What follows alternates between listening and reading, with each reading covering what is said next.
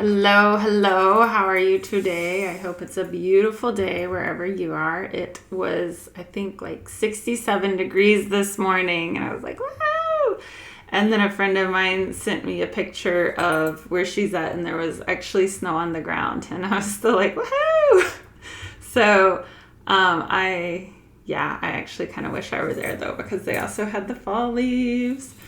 So today I wanted to talk to you about being perfectly imperfect. We get so stuck in the need to do things just right in our lives, and that's so not necessary. There's so many things that look perfect to us and beautiful to us in the world, but even microscopically, there are imperfections. And I feel like imperfection is one of the most beautiful things in the world. Being messy, doing it wrong, learning from it, making it better, it's still being imperfect, just enjoying the journey of it. And I do feel like there is something so big about finding the perfection in your imperfections. And I think about that because it's kind of like everyone gets so caught up on let me do it right. Let me do it just right. If I don't do it just right, it's done wrong. I'm not going to start if I can't do it just right. All these kind of different stories in your head about why you're not doing it right. And then you start judging yourself when you do something wrong. But, you can also just revel in that feeling of being imperfect but having tried. And being imperfect but still creating something beautiful. Because it's our own judgments of ourselves that are causing us to hold ourselves back.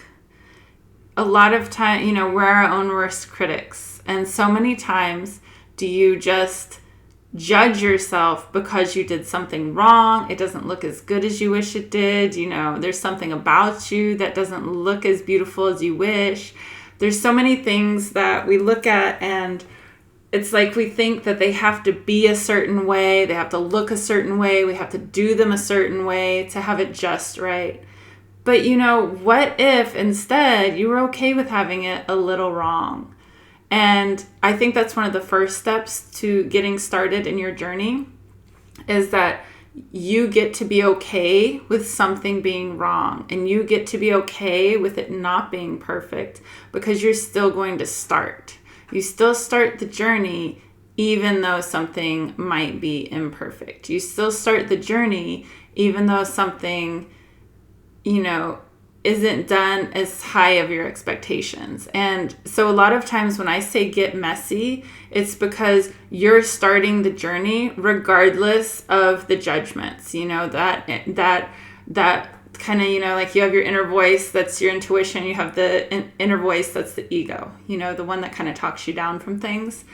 And when you start following your intuition, when you start listening to yourself and your own guidance, then you start taking that path and being more okay with the imperfect. When you listen to that ego self, that kind of stops you because it's not comfortable with the change, it's not comfortable with the discomfort, then you hold yourself back. You don't move forward. And so that's why I think imperfection is such a beautiful thing. It's those steps that you start taking towards doing something that you wouldn't have done otherwise. It's getting messy. I love saying getting messy and envisioning like a kid with finger paints and just painting all over the wall, and like that sticky feeling on your hands. It's like ooey gooey. And I'm like such a non-texture person on my hands. I don't like eating like really messy foods. I don't like digging my hands into like squishy stuff like that. And it's interesting because I do like doing that with nature, but otherwise I don't like things like that. And I just find that interesting that that's my image that I come up with. The feeling of the discomfort of paint on my hands. But when I think about the getting messy portion of things, I think about that discomfort is minimal towards what you're creating. That discomfort is just that step towards creating something that's more impactful in the world. And when you get stuck and it has to be just right, you get stuck in not wanting to be discomfort, not wanting to do something that is going to change your life, and you just hold yourself back from that. Your inner judgments are what's stopping you. And your inner judgments of the world judging you is what's stopping you, because I can't tell you how many times I find that someone has done something, just created something so beautiful that it's amazing. I read a piece of what they've written and I love it. I see a piece of their art and I'm astounded. I draw stick people. So when I see art that someone creates, I'm just blown away by it. There's so many beautiful things out there. And a lot of times, with people, it's like, oh my gosh, that's so beautiful. And then their inner critic is like, oh, and they say, but this is wrong, or this is wrong. But what if that's what's adding to the beauty of something? The imperfection is what adds to the beauty in this world. And the more you step into that imperfection, the more you're going to put into this world, the more you're going to get done, the more you're going to do. Because when you start, you're not going to be great at something. You might. I always like to backtrack and say, but you might, because there are people who are naturally great at things. But in the same hand, it's something that you learn. The more you do it, you get better at. Kind of like with me starting this podcast, I went back and I listened to, I think, my first episode, and I could hear that kind of underlying nervousness in my voice. I remember how it felt to record my first episode. I remember feeling judgmental afterwards because it wasn't just how I liked it. And still, I go back through episodes and I think that sometimes it's not just how I like it, but I don't think about how I am really impacting others with my words. And that's where we get stuck in the self-judgment that holds ourselves back. Because I know with my podcast, I would go a long time without recording something new because it felt uncomfortable to get my words out. And that's really holding myself back from serving others. And that's holding others back from reaching their new potential, leveling up in their energy, So I want you to think about if you're stuck behind the need to do something perfectly right, ask yourself why. Why is it that you're holding yourself back from the messiness of just doing it? The lessons you learn so many lessons when you start out with something. I mean, gosh, since this whole online journey that I've been doing, I've learned so much. I could talk for days about what I've learned. And when you start your journey and you start taking that chance on yourself and aligning with what your vision is, then you start really learning so much, and you grow and you level up energetically, and you align with your highest self. You become a totally different person than if you stay where you are. When you stay where you are, you just keep going through life the way it is, and you don't rise to the occasion because you're worried about the imperfection, because you're worried about the getting messy and not doing it right, because someone else has been doing it so right. But you not doing it right to start is just the lessons that you get to learn along the journey. And you can take joy in those lessons. Like when I learn a lesson, I think about what I've learned from it and how it's grown me. And in the moment, I might have frustrations, of course, because it's just something along the learning of it. Kind of like, oh, I thought it would go this way, but it went this way, and maybe it didn't go the way I wanted. And so then there sometimes can be that edge of frustration. But you put gratitude when you look back of what happened. You see the silver lining in what you learned. You see the silver lining of the challenge that had you rise to the occasion.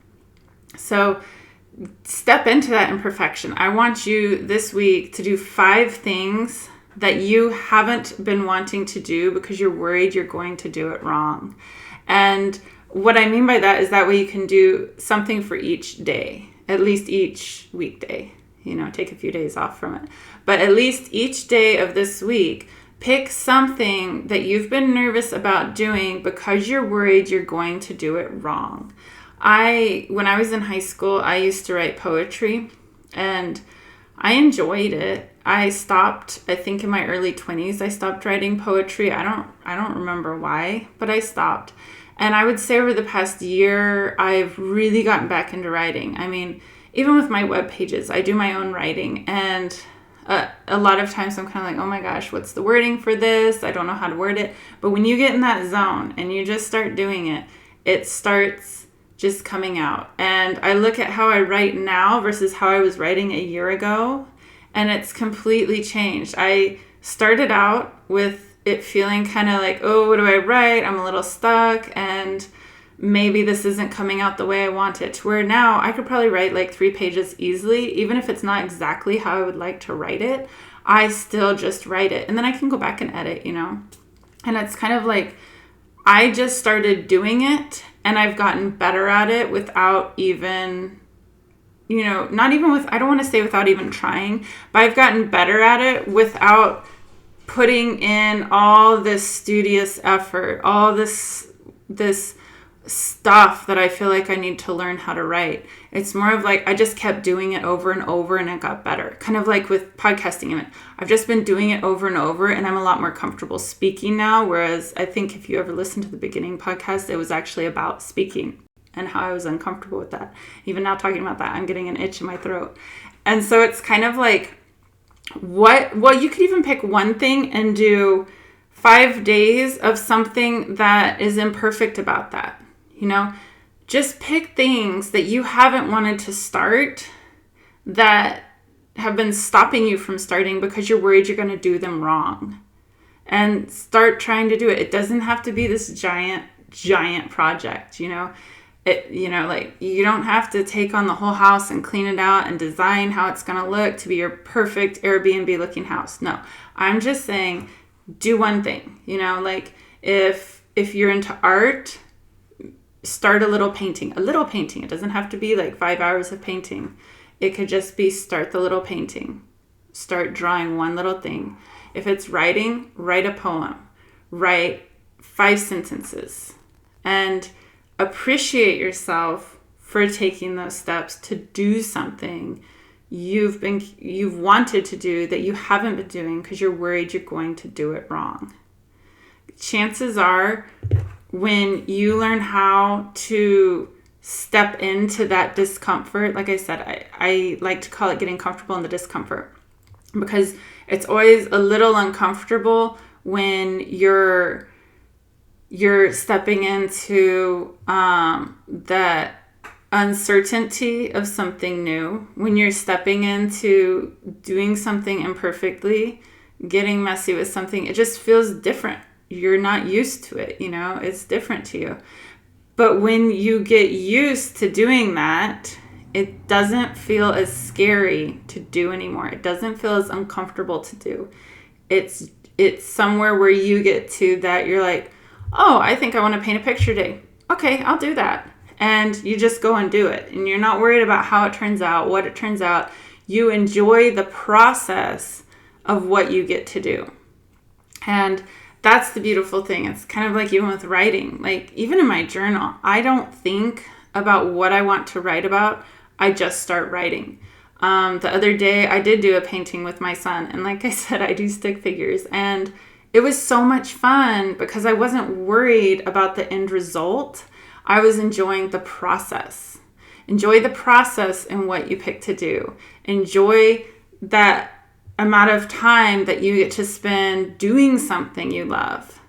And at the end of it, it actually might be more beautiful to you because you're not worried about doing it just right, because you're enjoying the process of getting messy with it. And that's the beauty of imperfection, because you get to just carry on with the process. And if it's not exactly how you wanted it to be at the end, that's still okay because you had a blast doing it. It's that whole phrase, happiness isn't the end of the journey, happiness is the journey. And I definitely think I messed that one up. I know it's not quite that, but it's kind of like your journey, and anything you do should be filled with joy. If it's not filled with joy, why would you be doing it? Choose joy all the time. And definitely people get stuck in kind of like, oh, I have to do this, I have to do that. No, you get to do it, and you get to do it joyously, and you get to choose that you're going to do it joyously, and you get to choose if you're going to do it frustrated. And that's why our challenges, when they come up, we get to choose who we're going to be in that challenge, and we get to choose how we're going to approach it. And I mean, I'm not one who always chooses joy. I catch myself. But the more I realize that I have the choice, the more I'm cognizant of when I choose the frustration or I choose the joy.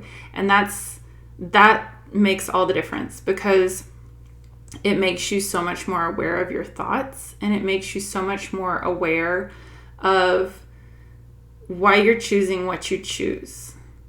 And when you level up into that awareness, you really start seeing your thoughts, hearing your thoughts, because a lot of times we kind of go through and we don't hear our thoughts. We don't see how they're playing into us. But when you start hearing them and becoming aware of them, then you can take action with them. And that's one of the hugest things, is taking action. Just like being imperfect, getting messy is taking action. And it's one of the most beautiful things you can do for yourself, for the world, because you're getting to choose the joy of the action, the joy of the journey, the joy of where you're headed.